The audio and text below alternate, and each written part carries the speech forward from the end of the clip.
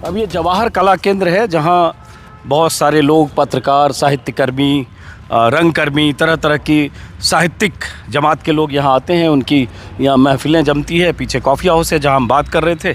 अब हम लोग थोड़े बाहर आ गए ताकि टहलते हुए अब ये बात करें कि चुनाव के संभावित नतीजे इन पत्रकारों को क्या दिखते हैं, और जो अब जिन मुद्दे को गिनाए पत्रकारों ने, हमारे वरिष्ठ सहयोगियों, साथियों ने जो मुद्दे बताए, वो मुद्दे चुनाव की दिशा को प्रभावित करते हुए क्या नतीजों को बदलने का मादा रखते हैं, या उसी के आधार पर नतीजे आएंगे क्या, ये हम बात करें। तब हम लोग टहलते हुए आ गए बाहर, और वो बात जो अधूरी रह गई कि दिखता क्या है, तो हम फिर आपसे वापस शुरू करते हैं। मुद्दे तो हमने समझे, लेकिन अब लड़ाई, चूँकि कांग्रेस बनाम बीजेपी में एक लड़ाई बहुत बार दिखती है गहलोत बनाम मोदी की। मैं भी बहुत जगह घूमा, जयपुर में तो बहुत बात मोदी की करते हैं, बाहर लोग बीजेपी के बाकी नेतृत्व, वसुंधरा और वो सब भी बात करते हैं। लेकिन अब ये जो आखिरी बाजी है जिसमें चुनाव प्रचार मान लो उसके कुछ घंटे बाकी हैं, एक शाम बाकी है अगली शाम, तो इस आखिरी बाजी में बाजी किसके हाथ दिख रही है आपको? सर देखिए, बाजी अभी कह नहीं सकते, जैसे चुनाव फंसा हुआ है। इस बार अगर आप ये किसी भी पहले चुनाव में आके आप बात कर रहे होते तो हम सभी बता देते कि ये मूड है और इतना है, शायद आंकड़ा भी सही जाता। पर पहली बार ऐसा लग रहा है 5 चुनाव में कि कॉन्टेस्ट क्लोज है, फंसा हुआ है। पर मैं अभी भी कहूँगा, चूँकि परिपाटी ऐसी रही है कि एक आता है और एक जाता है, तो उस हिसाब से ट्रेडिशन में बदलाव होने जैसा कुछ लग नहीं रहा, तो एज उस हिसाब से बीजेपी को। दूसरा एक और सर बात, अब ये हेलीकॉप्टर किसी नेताजी का जा रहा है, गुजरने दीजिए, आवाज़ बहुत तेज़ है। नेताओं के उड़न खटोले जयपुर और राजस्थान के अलग अलग हिस्सों में बहुत की तरह जा रही है। हाँ, ओला ओवर की तरह। हाँ सॉरी, आप कौन। तो दूसरी बात ये है कि सर अब टेस्ट होगा कि लास्ट माइल पुश करके अपने वोटर को कौन ला सकता है। इतनी जो योजनाएं सरकार ने दी, क्या कांग्रेस का कार्यकर्ता उतना चार्ज है कि उन सभी लाभार्थियों को पोलिंग बूथ तक ले आए और ये कन्विंस करे कि वोट मुख्यमंत्री के नाम पर डले, तो कांग्रेस को एज है। अदरवाइज चूंकि भाजपा का एक संगठन है, और मैं त्रिभुवन सर की लाइन ये बहुत बोरो करता हूँ कि कितने भी झगड़े ऊपर दिख रहे हो, उनका नीचे वाला मैकेनिज्म साइलेंटली काम करता है, तो उनको वो एक एज रहती है। आप बताइए, इस आखिरी बाजी में आप अगर कहें, राजस्थान में ऊंट बहुत होते हैं, जैसलमेर में और बहुत सारे इलाकों में, ऊंट किस करवट बैठता दिख रहा है? देखिए, ऊंट ऐसा बैठेगा तो सही, खड़ा नहीं रहेगा, ये तो तय है। और किस करवट बैठेगा, ये मैंने कई ऊंट के रेबारियों से पूछा, तो एक रेबारी ने मुझसे कहा कि साहब हम पहचान जाते हैं किस करवट बैठेगा। अब मैं वो रेबारी नहीं हूँ, तो इसलिए मैं नहीं आपको बता सकता। कोई बात नहीं, ठीक है। लेकिन मोटे तौर पर कुछ दिन पहले मैंने राजस्थान के सभी ज़िलों के पत्रकारों से, जो मेरी जान पहचान के लोग हैं, उनसे बात की थी। तो मोटा मोटा निष्कर्ष ये निकल कर आया उनकी नज़र में कि 70 सीटें बीजेपी की पक्की, 50 सीटें कांग्रेस की पक्की। ये बात होगी 7 दिन पहले, करीब 6 दिन पहले। अब बाकी 80 सीटें फंसी हुई। तो अब फंसी हुई में से अगर 80 में से 20 सीटें हम माने। हाँ, एक और चीज़ जो मुझे कल रात को 1-2 लोगों ने बताया, ट्राइबल बेल्ट में, वो कह रहे हैं कि ट्राइबल बेल्ट में बाप या बीटीपी के साथ कांग्रेस को समझौता कर लेना चाहिए था, वो बड़ा मुश्किल में डाल रहे हैं और कांग्रेस के उम्मीदवारों को मुश्किल में डाल रहे हैं वहाँ पर। ऐसा मेरे पास जो लेटेस्ट जानकारी आई। और एक तो बागियों पर डिपेंडेंट है। कांग्रेस, बीजेपी के करीब 30 से ज़्यादा बागी बताए जा रहे हैं, कांग्रेस के करीब 20 एक बागी बताए जा रहे हैं। तो बागियों पर ये चुनाव डिपेंडेंट है, और बागियों पर उससे ज़्यादा डिपेंडेंट है वसुंधरा राजे और अशोक गहलोत, क्योंकि दोनों पार्टी चुनाव जीते लेकिन 95 से ऊपर ना पहुँचे, तो भी उनका आगे के लिए रास्ता खुलेगा मुख्यमंत्री पद के लिए। तो वो चुनाव को जीत मैनेज नहीं कर रहे, चुनाव मैनेज करने में अपनी तरफ से लगे हुए हैं। अब अगर 80 में से 20 हटा दी जाए, क्योंकि आपका सवाल हाइपोथेटिकल है, तो मेरा जवाब भी हाइपोथेटिकल है। बिल्कुल। तो 60 बची। अब 60 में से देखिए, सवाल हाइपोथेटिकल नहीं है, जवाब हाइपोथेटिकल हो सकता है, सवाल तो नहीं, फिर मेरा जवाब भी हाइपोथेटिकल नहीं है। हम ये कह रहे हैं कि अगर फंसी हुई 60 सीटों में से, 70 से 100 बीजेपी के लिए पहुंचना आसान है, कांग्रेस के लिए 50 से 100 तक पहुंचना मुश्किल है। लेकिन किस्मत साथ दे, जाति समीकरण बागियों के कारण, निर्दलियों के कारण, छोटी पार्टियों के कारण बिगड़े, तो कहानी कहीं भी घूम सकती है। मेरा तो सिर्फ इतना सा कहना है, चुनाव भले कोई जीते हारे, सरकार बनेगी बीजेपी की एक, दूसरा, बीजेपी को कांग्रेस से मुझे लगता है 1 सीट तो कम से कम ज़्यादा मिलेगी। अच्छा, और मतलब- बहुत कुरेदोगे तो मैं कह दूंगा कि बीजेपी 100 क्रॉस करती हुई नज़र आ रही है। हाँ, तो बिना कुरेदे आपने वो कह दिया। अब एक सवाल उसके बाद इधर आता हूँ उसके बाद कि जैसे कांग्रेस और बीजेपी के संघर्ष की बात करते वक्त कई बार हम लोग क्या छोटी पार्टियों की हैसियत को नज़रअंदाज करते हैं जब बीएसपी 5-6 सीट जीत जाती है या हनुमान बेनीवाल 3 जीत जाता है, या कई बार जो रीजनल पार्टियां हैं जैसे आज़ाद समाज पार्टी है या जैसे आदिवासी पार्टी का जिक्र किया, और ऐसी पार्टियां हैं जिनकी अलग अलग इलाकों में जिनकी हैसियत है और कई जगह उनकी एक मजबूत हिस्सेदारी दावेदारी भी है। क्या वो वोट भी जो 2 बड़ी पार्टियों के समीकरण में बीच में कोई रास्ता बनाकर 25, अच्छा राजस्थान में इतिहास भी रहा, निर्दलियों का एक समय पीक देखा, 21-25 निर्दलीय भी जीते हैं। इस बार भी अगर सरकार बची तो उसमें निर्दलीय और बीएसपी की भूमिका थी। क्या वो एक बीच का ब्लॉक जिसमें कांग्रेस बीजेपी के अलावा बाकी हो, वो बहुत कुछ निर्णायक हो सकता है? जो कहते हैं ना किंग मेकर होगा, चाबी हमारे पास होगी, ऐसी स्थिति भी देखते हैं क्या आप? नहीं, ऐसी स्थिति, चुनावी सर्वे बड़ा अजब तरीके की बात कर रहे हैं। पहली बार चुनावी सर्वे पिछले 25-30 साल में बता रहे हैं कि कांग्रेस और बीजेपी मिलकर 85-87% वोट ले सकती है। अभी तक पिछली बार के चुनाव देखे जाएं पूरे 5, 80% से ज़्यादा वोट नहीं मिला इनको, दोनों पार्टियों को मिला के 79% के आसपास, और बाकी 20-21% अन्य के खाते में जाता रहा है और 15 से लेकर 20 सीटें जाती रही हैं। पिछली बार 27 सीटें गई थी। तो इस बार समीकरण इसलिए गड़बड़ है कि अगर ये दोनों मिलकर 85-87% लेते हैं और बाकियों के खाते में 12-13% जो जाता है, तो इसका मतलब वो वोट कटवा साबित होंगे। वो वोट काटेंगे लेकिन सीट कम निकाल पाएंगे, जो सर्वे बता रहे हैं 5 से 7 सीटें। हाँ। तो ऐसे में बीएसपी स्वाभाविक रूप से कांग्रेस का वोट काटेगी। भारतीय ट्राइबल पार्टी या बाप पार्टी है जो वो कांग्रेस का वोट काटेगी। आरएलपी वाला गठबंधन है वो बीजेपी का वोट काटेगा, और कहीं फिर बागी वोट काटेंगे। के संदर्भ में ही क्यों देख रहे हैं? भाई बीएसपी का अपना जनाधार है, बीएसपी के अपने जनाधार से 6 सीट 8 सीट जीत सकती है, वोट काटना ही क्यों देख रहे हैं? वोट काटना तो जहां 2-4 हज़ार 500-1200 हो वो, लेकिन मैं उनकी उस मौजूदगी की बात कर रहा हूं जहां 6, 8, 10, 20, 25 सीट जीत सकती है या नहीं? नहीं, मैं आपको यही तो कह रहा हूँ। हाँ। कि सर्वे जो बता रहे हैं कि अन्य के खाते में जब कुल मिलाकर 12-13% वोट जाता हुआ दिख रहा है। हाँ। तो ऐसे में बीएसपी के खाते में कितना वोट आएगा? पिछली बार भी शायद 2.5 या 3% वोट आया था। हाँ। तो इतने में आपने पिछली बार तो सीटें निकाल ली थी। हाँ। लेकिन इस बार जब बाइपोलर चुनाव है और दोनों के मजबूत बागी भी खड़े हुए हैं, तो ऐसे में फिर मुझे नहीं लगता कि छोटी पार्टियों को के हिस्से में कुछ ज़्यादा चीज़ें जाएंगी। हाँ। इसलिए मैं कह रहा था। चलिए, अब त्रिभुवन जी आपकी तरफ मैं अब चुनावी नतीजों, मैंने पहले इस राइडर के साथ कि कोई नतीजों की भविष्यवाणी नहीं कर सकता है, वो 3 दिसंबर को ही पता चलेगा। एक दिशा देखकर, कैंपेन देखकर, लोगों के रुख और मूड को देखकर एक आकलन करते हैं कि ये हो सकता है। वो कई बार सही भी होता है, कई बार गलत होता है। तो आज जो मुद्दे प्रभावी अब दिख रहे हैं आखिरी वक्त में, इसके हिसाब से चुनाव के नतीजे, आखिरी बाजी किसके हाथ में जाते दिख रही है? अभी ऊंट का जिक्र चला था। हाँ। कि ऊंट किस करवट बैठेगा। हाँ। तो ऊंट की एक बड़ी फितरत होती है, वो जब बैठता है तब भी, और जब वो उठता है तब ज़्यादा खतरनाक होता है, क्योंकि उठते हुए जो उस पर बैठते हैं वो पीछे भी, अगर कोई अनाड़ी है तो पीछे भी गिर सकता है। तो वो जो उसका उठने का जो अंदाज है, वो राजस्थान के चुनाव का ही अंदाज कुछ वैसा हो गया है। क्योंकि आप देखेंगे कि राजस्थान का व्यक्ति जो उसका मूड है, वो आप ऊंट की सवारी करें या सड़क पर देखें, आप राजस्थान में बहुत घूमे हैं तो आपको एक चीज़ यहाँ बहुत साफ दिखाई देगी कि एक खास दिशा में व्यक्ति जा रहा है और चलते चलते अचानक उसका व्हीकल कब किस लेन में मुड़ जाएगा आप कल्पना नहीं कर सकते। वो फितरत यहाँ के वोटर की भी है, वो घुन्ना भी है, वो बताता भी नहीं अपनी बात। उसको एक अशोक गहलोत की योजना अच्छी भी लगती है, लेकिन चलते चलते उसको कहीं मोदी भी प्रभावित करने लगते हैं।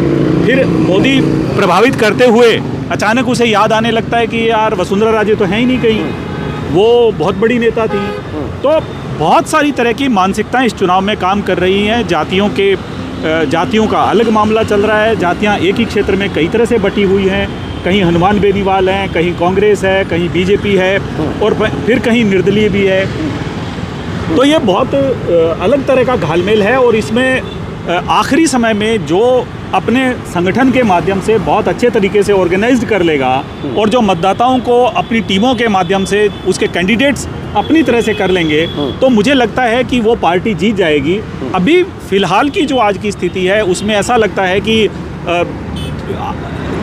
एज हम जो रूटीन चुनाव हुए हैं पिछले 30 साल में उसके हिसाब से इस बार बारी के हिसाब से एक एज बीजेपी को मिलती है, लेकिन वो एज बहुत ज़्यादा आगे जा सकती है क्योंकि बीजेपी ने इस बार जोखिम बहुत बड़े लिए हैं। वो जोखिम अगर काम किया तो वो सरकार बना सकते हैं, ज़्यादा सीटें आ सकती हैं, लेकिन उन्होंने ये जो जोखिम है वो उल्टा पड़ गया। जैसे वसुंधरा राजे जैसी नेता हैं या उनके लोग अंदर आते हैं, यहाँ बात करते हैं, उनके जो समर्थक विधायक हैं, चलिए पहले ये कर लेते हैं। उनके जो समर्थक विधायक हैं, विधायक थे या नेता थे, उनको टिकट नहीं दिए गए और बाद में उनके टिकट बाद की सीटों पे लिए गए। तो इस तरह के जो स्थितियां हैं वो तय करेंगी कि क्या रहता है आखिर में अंततः। अनिल जी, वही सवाल कि ऊँट किस कर मत बैठेगा, इन्होंने ऊँट की व्याख्या भी कर दी। सर मुझे तो लग रहा है वो शोले का सीन याद आता है, सिक्का उछालते खड़ा रहता है। आज की तारीख में वो सिक्का खड़ा हुआ है सर। अब इसकी एक बात बता दूं, मैं तारानगर जब गया जो चुरू जिले की सीट है, बिल्कुल तो पहला एक बंदे से मैंने पूछा कि क्या बनने मेरा आ रहा है, क्या यहाँ का माहौल लग रहा है, तो वो वहाँ की तारानगर की भाषा में बोला सिक्को खड़ो है। तो मैंने कहा सिक्को खड़ो है, ये पहली बार मैंने सुना, मैं समझा नहीं। तो फिर उसने हाथ से बताया सिक्को खड़ो है, मतलब इधर भी बैठ सकता है इधर भी बैठ सकता है। वही कह रहे हैं, वही कह रहा हूँ सर मैं कि मेरे हिसाब से भी सिक्का खड़ा है। और ये बिल्कुल शोले पिक्चर मुझे याद आती है, सिक्का बिल्कुल बीच में खड़ा है और दोनों तरफ हेड्स है। अब हमें नहीं पता वो हेड किधर है और टेल किधर है एक्चुअली, और कौन जीत रहा है। आज की तारीख में मैं ईमानदारी से अगर अजीत जी बोलूँ, मुझे लगता है कि दोनों में कड़ी टक्कर है और ये गैस कर पाना कि कौन जीतेगा कौन हारेगा बड़ा मुश्किल है। पर ये बात पक्की है अगर आप देखें तो कि जो त्रिभुवन जी ने कहा या जो अविनाश जी ने कहा, विजय जी ने कहा, उस बात से मैं एग्री करता हूँ कि इसमें एक प्रॉब्लम बहुत है कि लास्ट माइल पे आपका बूथ लेवल वर्कर क्या कांग्रेस के पक्ष में वोट डलवा सकता है, तो बीजेपी एक कैडर बेस्ड पार्टी है। और मुझे लगता है कांग्रेस के वर्कर के साथ एक बहुत बड़ी प्रॉब्लम है। मैं कल भी किसी शो में था, मैंने कहा था कि यहाँ पर जब उनको जीत नजर आती है तो लेथार्जी में आ जाते हैं, सुस्त हो जाता है एकदम से वर्कर कांग्रेस का।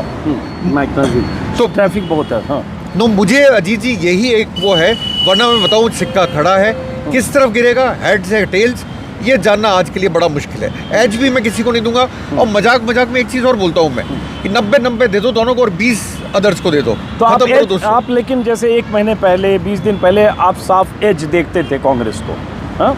तो अब आपको लगता है इस स्थिति में एज किसी की नहीं है, कड़ी टक्कर। उसका कारण दे देता हूँ मैं। उसका कारण है ध्रुवीकरण जो है। अगर आप अर्बन एरियाज में जाएंगे वहाँ आप ध्रुवीकरण को पाएंगे। जो आज जो अपने पेपर भी देखा जिसमें जो लीड थी वो लीड ही इस पे थी कन्हैया लाल पे, तो मैं मानता हूँ उसकी वजह से भी वो थोड़ा बहुत बीजेपी ने भी गेन करा है, ऐसा नहीं करा है, क्योंकि ये धीमे धीमे सीप इन कर रहा है लोगों के अंदर ध्रुवीकरण भी आज की तारीख में। इसलिए मैं बोलता हूँ बराबर की लड़ाई है आज की। अब एक चीज़ जो इन्होंने कहा त्रिभुवन जी ने, एक बात और कहना हाँ जी, अभी जैसे कांग्रेस की योजनाओं को लेकर बहुत चर्चा हो रही है और वो वाकई बहुत सारे सेक्टर को प्रभावित भी करती हैं कि अगर जैसे भारतीय जनता पार्टी का जो घोषणा पत्र आया है उसमें ओपीएस का जिक्र नहीं है या 25 लाख रुपए तक की जो चिरंजीवी योजना है उसका जिक्र नहीं है। तो जो वोटर वर्ग हैं, जो गरीब तबके हैं, उन पर उसका असर स्वाभाविक तौर पे दिखता है क्योंकि वो उन लोगों के बड़े सरोकार और चिंताएं हैं। इन चीज़ों को लेकर जब मैंने बहुत सारी जगह पूछा, बात की, तो वहाँ लोगों ने कहा कि साहब वोट तो कांग्रेस का ज़्यादा है, लेकिन स्थिति वो उस दादी जैसी है। राजस्थानी में कहावत है कि मण दादियों चाले को नहीं, पसेरी दादी ले जाए को नहीं, कि यानी कि दादी इतनी कमज़ोर है कि मण उसको अगर 40 किलो देते हैं तो वो चलता नहीं उससे, और अगर उसको 5 किलो देते हैं तो वो लेती नहीं है कि नहीं मेरा हक ज़्यादा है। तो कांग्रेस एक ऐसी स्थिति में फंसी हुई है क्योंकि उसने अपने ऑर्गेनाइजेशन का काम बहुत बेहतर जो उसे करना चाहिए था, जैसे बीजेपी ने किया है, वो उसने किया नहीं। और अब बीजेपी के साथ उसके कैंडिडेट्स का कांग्रेस जो है वो अपने कैंडिडेट के ऑर्गेनाइजेशन और उन कार्यकर्ताओं के भरोसे है। तो अगर ये चीज़ें वो पार पा लेते हैं तो उनको लाभ हो सकता है, नहीं पार पा लेते हैं वाली सिचुएशन से अब निकल चुके बाद। अब तो सिर्फ 2 दिन का बीच का गैप है, 2.5 दिन का, उसके बाद तो सीधे नतीजे हैं। वही है, उन्होंने पार कर लेना होगा, कर चुके होंगे। तो ये है, अब उनके पास किसी के पास कोई टाइम नहीं है। ठीक बात है, लास्ट लेग है, अब तो कैंपेन भी खत्म हो रहा है। हा? अब इसमें जो एक बात ध्रुवीकरण की इन्होंने कही, राजस्थान की तासीर, तमीज़, तहजीब कि हाँ वैसा नहीं होता है। ये संजोग कहें या मेरा अपना थोड़ा सा संक्षिप्त तजुर्बा कहें, मैं मानता हूं कि वो दिखता है मुझे। मुझे शहरी क्षेत्र में तो दिखा ही, जैसे मैं सेंट्रल पार्क गया, हवा महल गया, बाकी जगह कि लोग कन्हैया लाल का ऐसे जिक्र करते हैं जैसे वो नेशनल इशू और स्टेट का सबसे बड़ा इशू है बहुत जगह। जैसे एक एग्जाम्पल बताता हूँ, उसके एक छोटी सी मिसाल। मैं परसों दौसा से जा रहा था नागौर, और मैं एक चने के खेत में मतलब चना नहीं, मटर की खेती कर रहा था। किसान फैमिली, दूर से देखा तो मैं चला गया। 3-4 महिलाएं, 2 पुरुष ट्रैक्टर चला रहे थे। तस्वीरें मैंने पोस्ट की, वीडियो पर बात करने से मना कर दिया उन्होंने। लेकिन वहाँ खेत में जो मटर बुआई करता हुआ किसान था, ट्रैक्टर चलाता हुआ, ट्रैक्टर रोक कर जब बात की विजय जी, तो वो खट से बोलता है, यहाँ तो फूल है। तो क्यों? अरे कन्हैया लाल को मार दिया, पैसा भी नहीं दिया, पता है तुम थारे को, मतलब जो भी वहाँ की भाषा में बोला, हमें पता है, पैसा दिया उसको। नहीं गलत किया। कहाँ से पता चलता है? सब मोबाइल पे आता है। तो ये जो है ना, गांव में भी ये बात गई है, और ये एक नैरेटिव ऐसा होता है जो उसको कोई मतलब नहीं, फिर योजना से इससे उसके दिमाग में वो छप जाता है जो बीजेपी छापना चाहती है। दरअसल आप में से किसी ने कहा, आप ही ने कहा शायद, कि वो ये उनको लास्ट हथियार यही लगता है कि छोड़ो बेरोजगारी, छोड़ो महंगाई, छोड़ो चिरंजीवी लेके क्या करोगे? तुम्हें तो हिंदुत्व बचाना है, तुम्हें तो सनातन बचाना है, तुम्हें तो शोभा यात्रा निकालनी है। सर हमने मैच कर दिया ना, जितना कुछ कांग्रेस दे रही है, अगर एक ओपीएस हटा दें, जो त्रिभुवन सर ने पॉइंट आउट किया, तो बाकी तो बीजेपी ने वही कुछ दिया है। इनफैक्ट जब बीजेपी ने 450 बोल दिया तो अशोक जी और नीचे ले आए, 400 ले आए सिलेंडर। तो अब ये देखिए, फ्री बीज तो हम दोनों बांट रहे हैं। उस फ्री बीज के ऊपर कांग्रेस के पास एक ओपीएस है और बीजेपी के पास हिंदुत्व है। अब ये अपनी अपनी चॉइस है कि हम क्या पिक करेंगे। तो रीजन वाइज अगर हम समझें, जैसे पूर्वी राजस्थान का इलाका देखें, पिछली बार बहुत कामयाबी मिली कांग्रेस को, 36 में से 26 सीटें शायद, 26 या 27 सीटें मिली। जैसे कई ज़िले हैं जहाँ पूरी की पूरी कांग्रेस को मिल गई, बीजेपी साफ हो गई, चाहे सवाई माधोपुर हो, दौसा हो, भरतपुर, बीजेपी को बहुत नाकामी हासिल मिली, कहीं 1 मिला, कहीं 6 में 1 ऐसे। तो इस बार पूर्वी राजस्थान का एक फैक्टर इसलिए बार बार मैं अपने वीडियो में जिक्र करता हूँ, चूँकि वो सचिन पायलट, हाँ, पिछला इलेक्शन जिस चीज़ ने चेंज किया चेंज था, कर दिया। वो सिर्फ और सिर्फ पूर्वी राजस्थान था। इसे कोई कांग्रेस का दिग्गज या कोई आदमी इनकार नहीं कर सकता। और जो पूर्वी राजस्थान को डिकोड करेंगे तभी हम चुनाव के नतीजे अभी देखेंगे। अभी तक ऐसा ही लग रहा है, बिकॉज बाय एंड लार्ज सबकी अपनी सेफ सीट, जैसे विजय जी ने बताया कि 50 और 70, तो कुछ सीट्स ऐसी है जो दोनों की कंफर्टेबल सीट्स होती है। तो वो एक आंकड़ा तो तय आंकड़ा है। अब वो देखना पड़ेगा कि जो ईस्टर्न राजस्थान में गेन था उसको कांग्रेस कितना होल्ड कर पाती है, क्योंकि ये भी तय है कि वहाँ डिटेरियोरेशन होगा। नहीं होल्ड कर पाएगी आपके हिसाब से? आप मुझसे ज़्यादा उस एरिया में जाके आए हैं, आप बताइए होगी कि नहीं। मैं 6 महीने पहले जब गया था तो मुझे नहीं लग रहा था कि कांग्रेस के पास वो वेवलेंथ है कि वो उसे रोक लें। बहुत स्पष्ट रूप से लोग कहते थे कि हमने जिस चेहरे पे वोट दिया, कांग्रेस ने उस चेहरे को दरकिनार किया, सचिन पायलट का चेहरा, तो हम इस बार उनके साथ नहीं रहेंगे। लोग मतलब इसमें मैं फिर कहूँगा, मैं आप, हाँ, गुजर लार्जली, सर लार्जली गुजर, इनफैक्ट मीणा भी कुछ है, नहीं मीणा भी कुछ है, हाँ। क्योंकि पिछली बार जो कॉम्बिनेशन काम किया था वो गुजर मीणा और जाट, बिल्कुल, नहीं जाट भी थे, तो उसमें विश्वेंद्र सिंह जी की भी भूमिका थी। हाँ। तो अब आप ये देखिए, विश्वेंद्र सिंह हो या सचिन पायलट हो और रमेश मीणा हो, जिन्होंने ये आर्किटेक्चर किया था लास्ट टाइम, वो वहाँ एक साथ नहीं है। और चाहे वो उतने बड़े नेता हो या ना हो, किरोड़ी लाल मीणा उनका अपना एक है दबदबा है, उनकी एक न्यूसेंस वैल्यू है, मैं अभी भी कहूँगा, क्योंकि अगर वोट की इतनी वैल्यू होती तो वो राज्यसभा में नहीं होते। और जिस सीट से अभी लड़ रहे हैं वहाँ पे दिया कुमारी ने उन्हें हराया था, तो वो एक फैक्टर नीचे जा रहा है, बट लेकिन वो एक फैक्टर है, आप उसे नहीं कर सकते। और गुजर वोट लाने के लिए उन्होंने बैसला जी के पुत्र को लड़ाया है, विजय बैसला को। तो बीजेपी भी अपनी तरफ से तैयारी कर रही है कि भैया उस 40 में से जितना इरोड करके लाओ, हमारे में तो प्लस ही होगा। अब विजय जी ये बताइए, ये जो बार बार कुछ हम लोग ओवररेट तो नहीं कर रहे हैं इस फैक्टर को, सचिन पायलट फैक्टर, गुजर फैक्टर, पूर्वी राजस्थान फैक्टर? नहीं, कोई ओवररेट नहीं कर रहे हैं। इनफैक्ट यही नस यही है। और बीजेपी की दुखती रस पिछली बार यही थी, और इस बार कांग्रेस की दुखती रस नस यही हो गई है। और इसमें भी कांग्रेस का एक इंटरनल सर्वे कह रहा है कि इस बार 60% गुजर बीजेपी के साथ जा सकते हैं, 40% कांग्रेस के साथ आ सकते हैं, और 40% से कांग्रेस का काम चलने वाला नहीं है। गुजरों में भी 2 धड़े हैं। एक धड़े को लगता है कि दगा दे दिया सचिन पायलट ने, दूसरे धड़े को लगता है, जो कि ट्रैकर, जो सी वोटर के ट्रैकर में भी सामने आया, कि गुजरों के एक बड़े हिस्से को लगता है कि कांग्रेस का भविष्य सचिन पायलट है और सचिन पायलट का भविष्य कांग्रेस है, कांग्रेस में है। तो ये वाला थोड़ा सा पॉजिटिव हो जाता है, लेकिन इसको आप कैपिटलाइज कैसे करेंगे? आपको गुजर के पास बीजेपी कांग्रेस के पायलट और अशोक गहलोत दोनों को साथ जाना चाहिए, साथ जाकर साथ रैलियां करनी चाहिए, रोड शो करना चाहिए, तब जाके तो आप कन्विंस करेंगे। दोनों के समर्थकों के बीच में अदावत है। लेकिन एक दिलचस्प चीज़ ये हुई है कि पिछली बार जो गुजर एक तरफा सचिन पायलट के साथ जा रहा था या कांग्रेस के साथ चला गया था इस उम्मीद में कि सचिन पायलट मुख्यमंत्री बनेंगे, वो इस बार माली हो गया है। इस बार का गुजर माली है जो अशोक गहलोत की जाति का है। मालियों ने तय, हर जगह माली कह रहे हैं कि अशोक गहलोत को 100% वोट देना है और कांग्रेस का सर्वे बता रहा है 99.99% माली दे रहे हैं। लेकिन इसमें एक झोल ये है कि कुछ जगह कहा जा रहा है कि माली जहां सचिन पायलट हैं या सचिन पायलट के समर्थक हैं शायद वहां उस संख्या में वोट नहीं दें। तो इस चीज को भी कैसे दूर कर सकते हैं? इस चीज को भी अशोक गहलोत और सचिन पायलट मिलकर दूर कर सकते हैं। अब आप ऊपर नहीं आप भाई 5-6 दिन 7 दिन हो गए वो पोस्टर आए हुए। अब आप ऊपर से एकता की बात करें, ऊपर से राहुल गांधी की तारीफ करें और अलग अलग घूमें और फिर अलग अलग बयान देते फिरें, इशारा करते फिरें। एक कह रहा है 2018 में मैं देखिए कहां से कहां कांग्रेस को ले आया था और कांग्रेस 21 पर आ गई थी। एक कह रहा है कि साहब एक कह रहा है कि सचिन पायलट तो बीजेपी से जा मिला था। तो ये दोनों क्या कर रहे हैं? अब हार के जिम्मेदार कौन होंगे अगर हुआ तो? हाँ, उसमें ये स्थिति भी है कि जैसे दौसा में गया तो वहाँ सचिन पायलट और राहुल गांधी की साझा रैली थी, लेकिन उसमें गहलोत नहीं थे। तो ये मैसेज है ना कि दौसा में अगर गुजर मीना वहाँ जुट रहे हैं, उसमें सचिन पायलट और राहुल गांधी है, वहाँ गहलोत नहीं। बाद में गहलोत अलग से दौसा जाते हैं, जो वहाँ से मुरारी लाल मीना जुट कर।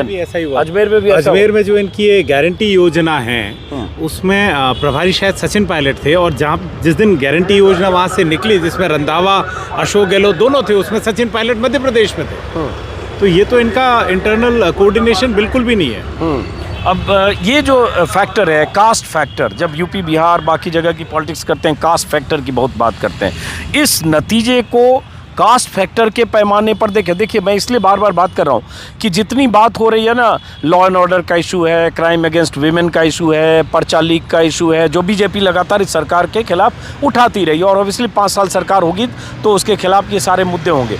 ये मुद्दे एक तरफ और चुनाव में अंत में ये जातीय समीकरण दूसरी तरफ, वो किसको कैसे ड्राइव करेगा वो कहना अगले 3 दिन में मुश्किल है, अब चूंकि वक्त बहुत बीत गया। लेकिन चुनाव के नतीजे तय करने में कौन फैक्टर ज़्यादा प्रभावी लगते हैं आपको? नहीं, वैसे जातियों का ही मामला है, क्योंकि जब चुनाव शुरू हुआ था तो जाति दरअसल अगर सच कहा जाए और जब ज़मीनी जो नेता हैं वो ये बता रहे हैं कि साहब राजस्थान में कोई चुनाव नहीं लड़ रहा, कोई सरकारी योजनाएं चुनाव नहीं लड़ रही हैं, कोई धर्म चुनाव नहीं लड़ रहा है, राजस्थान में जातियां चुनाव लड़ रही हैं। और वो जातियां चुनाव शुरू होने के समय ही एडजस्ट हो गई अपनी, किसको कहाँ जाना है, कहाँ वोट देना है, सब तय हो गया। अभी तो सिर्फ एक लिखी हुई पटकथा है, उस पर आके लोग अपना भाषण देते हैं और चले जाते हैं।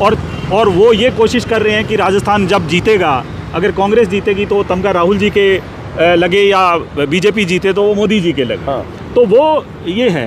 तो उस हिसाब से अगर देखें तो जातियां एडजस्ट हो चुकी हैं, और उसमें जहाँ कहीं बहुकोणीय मुकाबले हैं वहाँ जातियां जीतते हुए के साथ जाएंगी, वहाँ वो हारते हुए के साथ नहीं जाएंगी, लेकिन वो प्रभावित करेंगी चुनाव नतीजों को। और अगर वो ज़्यादा दृष्टि से प्रभावित करती हैं ज़्यादा सीटों को, या जिस पार्टी के ज़्यादा बागी खड़े हुए हैं और ज़्यादा प्रभावशाली हैं, तो उस तरह से उनको उसी अनुपात में नुकसान हो सकता है। एक चीज़ इंटरेस्टिंग ये भी हुआ कि ये कहानी तो सचिन पायलट वर्सेस अशोक गहलोत की 2 साल से चल रही है, बल्कि 2.5 साल होने जा रहे हैं। और लेकिन इधर 5 साल ही हो गए सर। हाँ, लेकिन मतलब मैं बगावत को अगर बेंचमार्क मानूं ऐसे 5 साल हो गए। जिस दिन शपथ ली थी ना उसी दिन से मामला चल रहा। सही है, लेकिन उसमें जो रफू करने की कोशिश हुई अभी 8-10 दिन पहले जब नया पोस्टर आया सचिन पायलट और अशोक गहलोत की हम साथ साथ हैं, क्या उस पोस्टर ने सचिन पायलट और अशोक गहलोत के बीच जो विवाद झगड़ा एक दूसरे पर कटाक्ष बहुत कुछ था उसको रफू करने में कामयाबी हासिल कर ली, ऐसा कुछ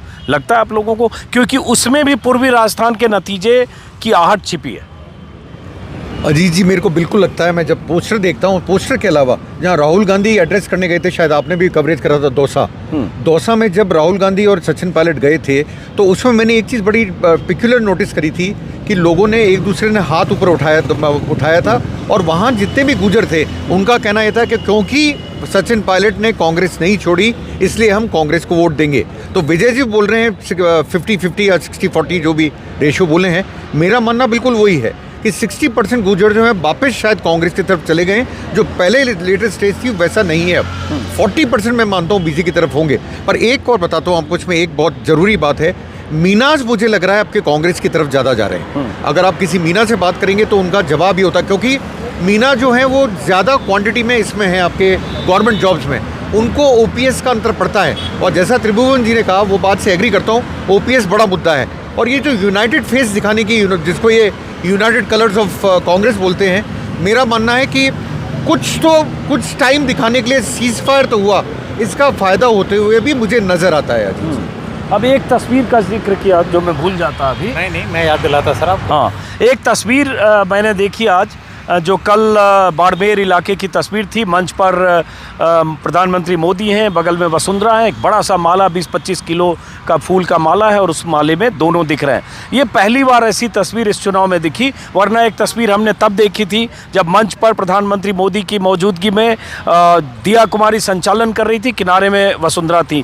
एक तस्वीर तब देखी जब अभी मैनिफेस्टो रिलीज में वसुंधरा लगा उपेक्षित थे, बगल में गजन सिंह शेखावत थे मैनिफेस्टो को लेकर, कागज इधर उधर ट्रांसफर को लेकर।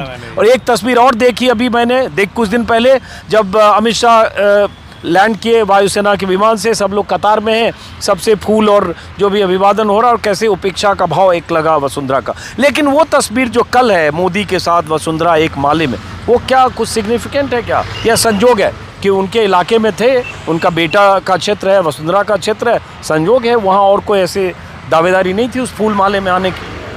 Sir, there are no accidents in politics, और कम से कम प्रधानमंत्री मोदी के यहाँ तो ऐसे संजोग होते नहीं। हाँ। संजोग तो खुद ही बनाते हैं। फ्रेम में कौन आएगा वो खुद तय करते हैं। सर देखिए, वरना फ्रेम से अमित शाह और जेपी नड्डा को पॉडकास्ट में भी किया, मैं पिच मार देता हूँ मैंने आज अपने पॉडकास्ट में भी उसे कहा है, कोडेक मूवमेंट। हाँ। जब हम छोटे थे तो एक वो कोडेक कैमरे का आता था, क्लिक का कोडेक मूवमेंट, ये बीजेपी का कोडेक मूवमेंट था। कल मंच पे सिर्फ वसुंधरा राजे और नरेंद्र मोदी थे, वरना अटकलें लग रही होती थी कि इधर राजेंद्र सिंह से बात कर रहे, बीच में वसुंधरा दिख गई तो वो एक फ़ोटो आ गया। वो सारी चीज़ें देखिए, भाजपा और वसुंधरा राजे दोनों प्रैक्टिकल है, दोनों को एक दूसरे की ज़रूरत है। जब तक भाजपा राज में नहीं आती, वसुंधरा जी के मुख्यमंत्री बनने का चांस नहीं रहता, और जब तक वसुंधरा राजे पूरी तरह साथ नहीं आती, भाजपा का सरकार में आने का भी नहीं रहता। तो कल वो एक मूवमेंट आया, उन्होंने दुष्यंत का नाम भी लिया, और अब आप देखिए जिस तरह से प्रचार तंत्र जुटा है, जिस तरह से बीजेपी और वसुंधरा राजे दोनों की टीमें उस कोडेक मूवमेंट को पुश कर रही हैं, वो ये कह रहे हैं नाउ ऑल इज़ वेल, आखिरी 3 दिन है, पूरी जान झोंक दे। एक और बात, लाडपुरा में वसुंधरा राजे के ही करीबी भवानी सिंह राजावत ने कल वापस कह दिया कि नहीं, मैं तो बीजेपी तो मेरी मां समान पार्टी है, मैं तो उनके कैंडिडेट के फेवर में प्रचार करूंगा। तो ये देखिए, धीरे धीरे बीजेपी जितनी भी उसकी ताकत है उसको एक साथ लाके फाइनल पुश दे रही है। एक और, कल अंत में वसुंधरा राजे ने पहली बार दोनों हाथ उठा के जय जय मोदी भी बोला, उन्होंने जय जय राजस्थान भी बोला, लेकिन उससे पहले वाली उन्होंने हाथ उठा के नारे लगवाए जनता से, मोदी मोदी। तो आई थिंक कहीं ना कहीं एक पीस की सुगबुगाहट है। अच्छा, ये स्थिति आपको लगती है कि जैसे आप लोग कह रहे हैं कि मान लो कड़ी टक्कर है, एज है, जैसे इन्होंने भी कहा एक सीट भी अगर आगे होगी तो बीजेपी होगी, 1 महीने पहले या 2 महीने पहले, और आज जब चुनाव में सिर्फ 3 दिन बाकी हैं अगर देखें तो आज सर एक रिकॉर्डिंग कर रहा हूँ, माफ़ी चाहेंगे, उसके बाद बात करते हैं। थोड़ा रिकॉर्डिंग कर रहा हूँ सर इन लोगों के साथ रिकॉर्डिंग कर रहा हूँ, प्लीज़ थोड़ा बस बात करता हूँ आपसे।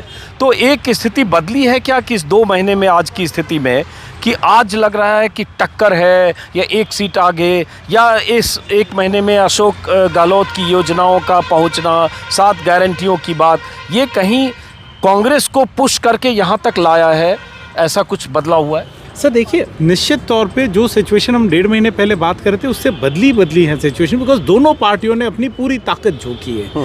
अब वो जो आप कल बात कर रहे थे कि अब तो 1.5 दिन प्रचार का बचा और 1 दिन आपको तैयारी का मिलेगा कि आप तैयार हो जाइए, तो अब वो फैक्टर काम में आ रहा है कि किसकी कितनी ग्राउंड पे तैयारी। हमने सारी बातें देख ली, योजना वगैरह जिनका जितना प्रचार होना था हो गया, अब लास्ट माइल की बारी है।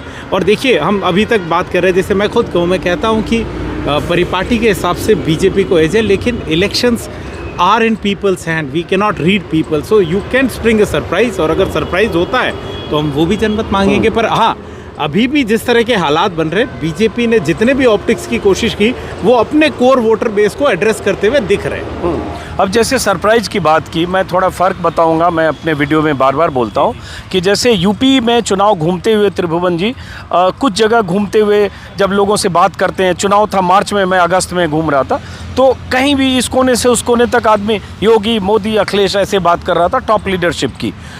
यहाँ मैंने एक ख़ास बात देखी राजस्थान में कि लोकल कैंडिडेट, लोकल इशू की बहुत लोग बात कर रहे हैं। कहीं चुरू में जा रहे हैं, उधर बात जा रहे हैं तारानगर बुढ़ानिया राठौर, कहीं वहाँ जा रहा है मिर्धा, कहीं वहाँ जा, तो लोकल लीडरशिप का इतना नाम ले रहे हैं, किसी को मेघवाल वर्सेस फला, तो लोगों को समझ में नहीं आएगा बाहर वालों को कि ये क्या बात करें।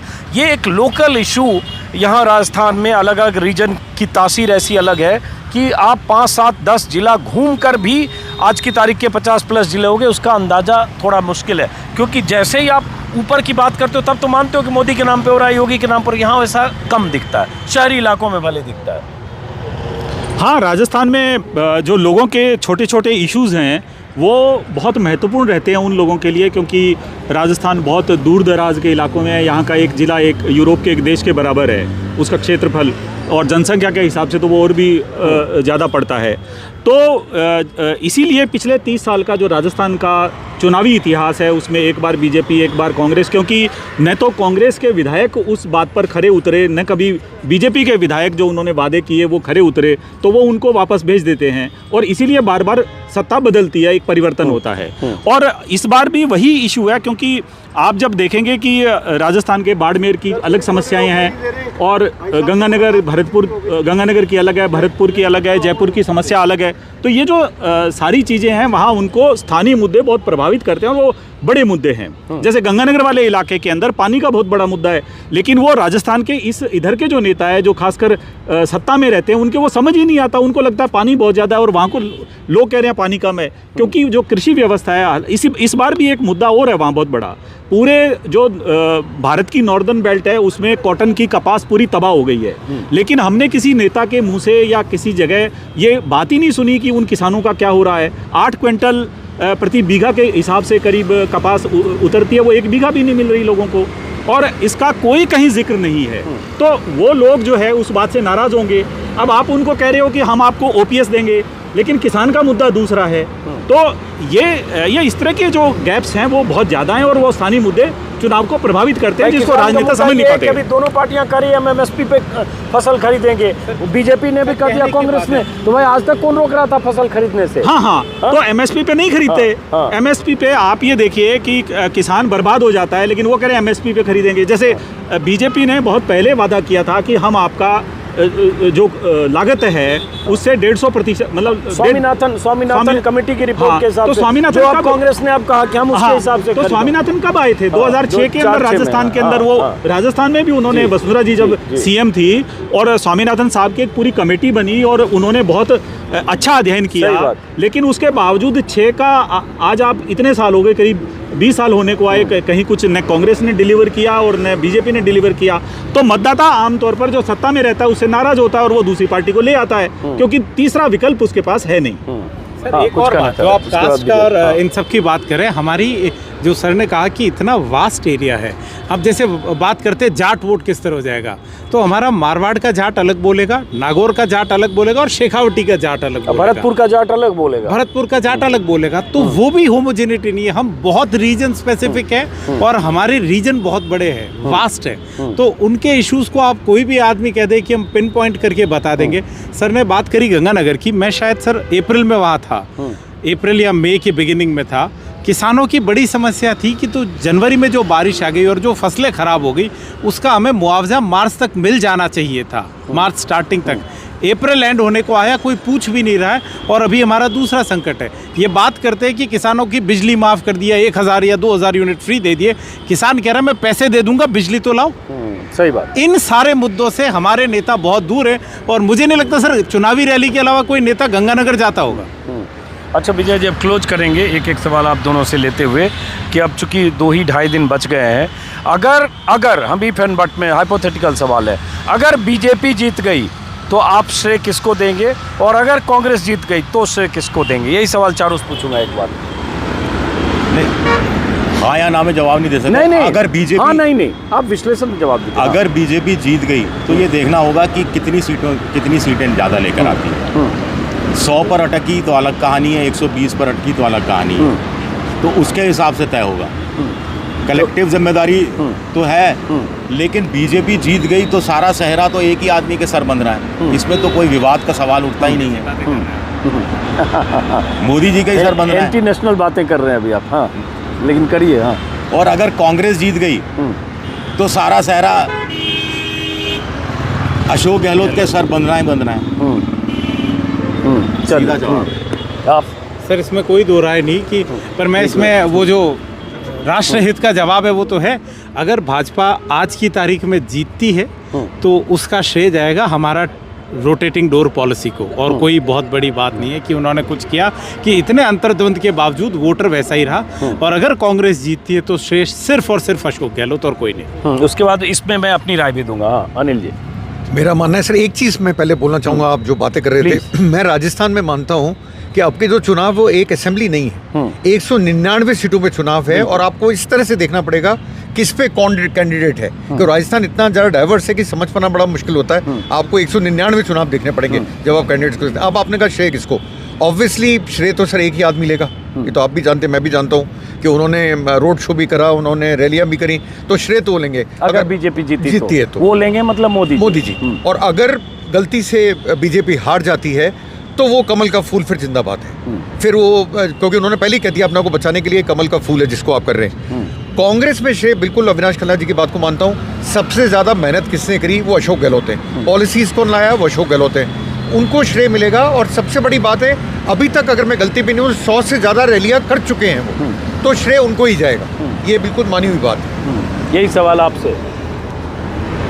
अगर भारतीय जनता पार्टी सरकार बनाती है तो मुझे लगता है कि इसकी वजह कांग्रेस के वो विधायक होंगे जिनके प्रति बहुत ज़्यादा नाराज़गी रही है लोगों की, और वो बार बार कहते रहे। ये कांग्रेस के इंटरनल सर्वे में सामने आया कि उनको टिकट नहीं देना चाहिए था, टिकट बदलना चाहिए था, और नई लीडरशिप तैयार करनी चाहिए थी। तो मुझे लगता है एक वो गलती है। दूसरी गलती रहेगी केंद्रीय हाईकमान की, जिन्होंने पूरे 5 साल सरकार को काम करने देने वाली हालत के बजाय, और अशोक गहलोत और सचिन पायलट के जो डिफरेंसेस थे उनको साथ लाने के बजाय उन्होंने लास्ट में ये काम किया, ये शुरू में नहीं किया। तो ये जो उनके प्रभारी और जो हाईकमान था उनकी बहुत बड़ी गलती है। और अगर भारतीय जनता पार्टी की सरकार बनती है तो इस सूरत के अंदर जो मैंने बात बताई अभी वो कांग्रेस की हार की दृष्टि से, और कांग्रेस की सरकार बनती है तो निश्चित रूप से जो अशोक गहलोत की योजनाएं हैं, क्योंकि वो पिछले 30 साल का बदलाव होगा, बहुत बड़ा बदलाव होगा, और इसका मतलब है कि राजस्थान में कोई अंडर करंट चल रहा है। अगर वो कोई अंडर करंट है तो उनकी सरकार बनती हुई दिख सकती है, वरना ऐसा कुछ लगता नहीं है कि इस तरह का। तो उसका सेहरा निश्चित रूप से अशोक गहलोत और के सिर तो बंधेगा ही। वहाँ शायद जो लास्ट में प्रयास किए गए हैं उसमें सचिन पायलट भी हिस्सेदार होंगे। मैं अब इसमें क्लोजिंग रिमार्क अपना देता हूँ, पास में ही रहिए। जितना मैं घूमा 15-20 दिन राजस्थान, और उसके पहले मैं राजस्थान के बारे में, हकीकत ये है कि मैं नहीं जानता था। चुनावी राजनीति अखबार पढ़ के जानना अलग बात है, लेकिन प्रधानमंत्री मोदी की, चूँकि ये सवाल के 2 पहलू हैं कि अगर बीजेपी जीती तो श्रेय किसको, अगर कांग्रेस जीती तो श्रेय किसको। क्या होगा 3 तारीख को? बीजेपी के कई कद्दावर नेता चुनाव में उतारे गए, वसुंधरा को किनारे लगाया, फिर सेकंड लिस्ट में उनके नाम आए, ये सब विश्लेषण बहुत हो चुका है। लेकिन प्रधानमंत्री मोदी की सभाओं में जब मोदी कहने लगे कि यहाँ सिर्फ कमल ही उम्मीद है, कमल ही चेहरा है, कमल के नाम पर वोट डालो, मतलब उन्होंने सेहरा अपने माथे बांध लिया, सारे पोस्टर बैनर में मोदी मोदी होने लगा। तो जीतेगी अगर बीजेपी तो जाहिर है श्रेय मोदी को होगा, इसमें कहने की ज़रूरत नहीं, कोई चेहरा उसमें आएगा नहीं, ये बीजेपी की फितरत है। हारने पर भले नड्डा के माथे पर कुछ सेहरा आता है हारने का श्रेय, जीतने पर मोदी जी के। लेकिन अब जरा कांग्रेस की बात, जो वोटर कांग्रेस का जिक्र कर रहा है वो अशोक गहलोत की नीतियों की बात कर रहा है। अशोक गहलोत ने चिरंजीवी दे दी, अशोक गहलोत ने लड़कियों को मोबाइल दे दिया, अशोक गहलोत ने महिलाओं को 10,000 सालाना देने की बात की, अशोक गहलोत ने सिलेंडर का कर दिया, अशोक गहलोत ने ये मुझे गिनाने वाले कैंडिड मेरे वीडियो इंटरव्यू में 50 नहीं सैकड़ों लोग मिले मेरे वीडियो प्लेटफॉर्म पर। इसका मतलब, और ऑब्वियसली पूर्वी राजस्थान में सचिन के बहुत ज़बरदस्त समर्थक हैं।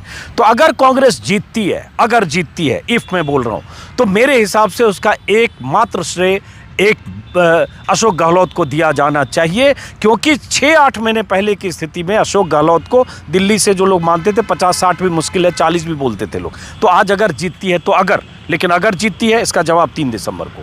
अगर हारते हैं अशोक गहलोत, तो बीजेपी जीतती है, अशोक गहलोत की पार्टी कांग्रेस हारती है, तो उसकी वजह मुझे लगता है एक फैक्टर पूर्वी राजस्थान में सचिन पायलट के समर्थकों की नाराज़गी, अशोक गहलोत का बहुत देर से जगना, अशोक गहलोत और सचिन पायलट का 2 साल 3 साल तक झगड़ा होना, और उसके बाद बीजेपी के उस नैरेटिव का सिर्फ योजनाओं के दम पर मुकाबला करना, कैडर और संगठन के तौर पर कांग्रेस का कमज़ोर होना, एकजुटता, ये सारे कांग्रेस के खिलाफ है। इस वीडियो को इस क्लोजिंग रिमार्क के साथ मैं यहाँ से ख़त्म करता हूँ। क्या होगा 3 तारीख को पता चलेगा, किसी को नहीं पता, हम लोगों को तो नहीं पता नहीं है ना कि क्या होगा 3 तारीख को। इनके सब 3 को देखते हैं और फिर ये बातचीत ऐसे अब पत्रकारों से आखिरी बातचीत है शायद। एक कोशिश करूंगा कुछ युवा पत्रकारों के साथ बात करूं जो राजस्थान के अलग अलग इलाकों में गए हैं और जिन्होंने कुछ देखा है, और उसके बाद कुछ बचे वक्त में कुछ और तस्वीरें आप देख सकते हैं मेरे साथ, कुछ लोगों से बातचीत। फिलहाल इस वीडियो को यहीं से ख़त्म करते हैं। नमस्कार।